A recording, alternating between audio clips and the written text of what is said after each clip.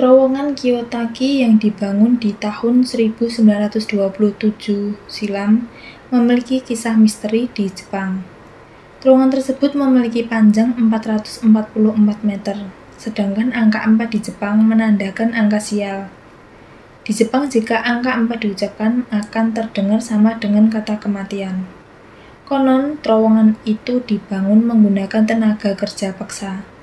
Terowongan itu menghubungkan jalur kereta api menuju kota Arashima.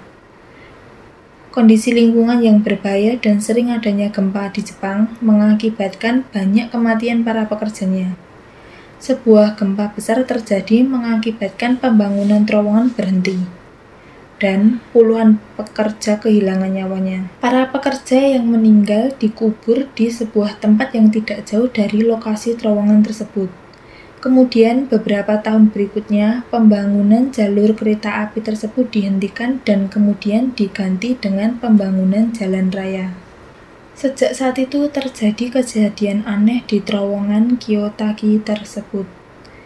Di dinding terowongan kadang muncul penampakan yang aneh, dan para pekerja yang meninggal sering muncul di kendaraan orang yang melintasi terowongan tersebut. Kadang juga terdengar gumam, tangis, dan cakaran dari terowongan.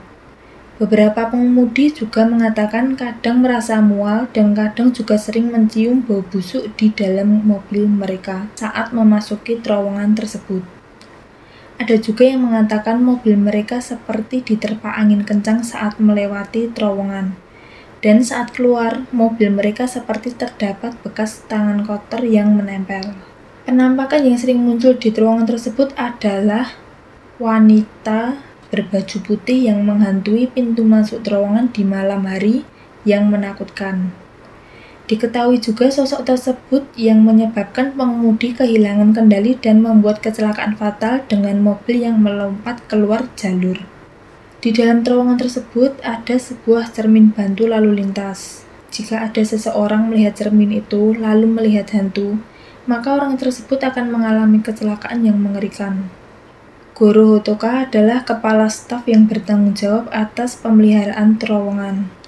Setiap jam 8:30 malam, Goro pulang, dan setiap jam 9 malam tidak ada yang berani memasuki terowongan tersebut. Akan tetapi pada hari itu, akibat kegagalan listrik yang membuat seluruh terowongan menjadi gelap. Sebagai kepala pemeliharaan, itu adalah tanggung jawabnya. Setelah 5 tahun ia bekerja di sana, tidak pernah melihat sesuatu yang aneh. Tapi pada saat itu ia merasakan firasat buruk. Meski ia menyadari tentang legenda terowongan tersebut, ia tetap bertanggung jawab atas pekerjaannya. Saat di jam 9:15 ketika dia sedang mengganti kotak sekring, dia mendengar suara benturan keras dan kaca pecah tepat di belakangnya. Ternyata itu adalah suara mobil yang menabrak cermin satu-satunya di terowongan tersebut.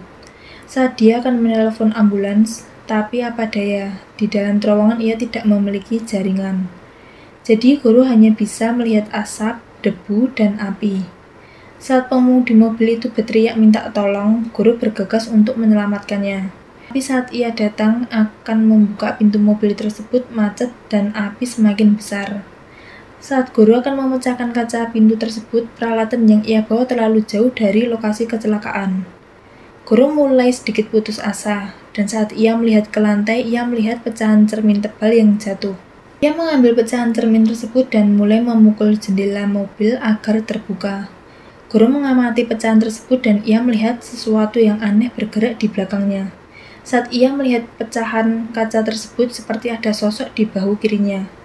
Karena ketakutannya, ia menoleh, tetapi ia tidak melihat apapun. Menyadari mobilnya bisa meledak kapan saja, Goro mulai membukanya dengan keras yang mengakibatkan tangannya mengeluarkan darah.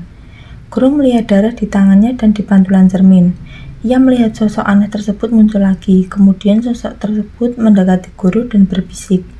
1, 2, 3. Dan saat itu juga mobil meledak dan terbakar hebat. Goro terbangun di rumah sakit 3 hari kemudian dan menyadari kakinya harus diamputasi. Kemudian Goro meninggalkan pekerjaannya. Dia tidak pernah keluar rumah dan menjauhi semua cermin di sekitarnya, akibat rasa takut melihat sosok yang tak pernah ia lupakan. Guru merupakan orang yang beruntung karena ia masih selamat.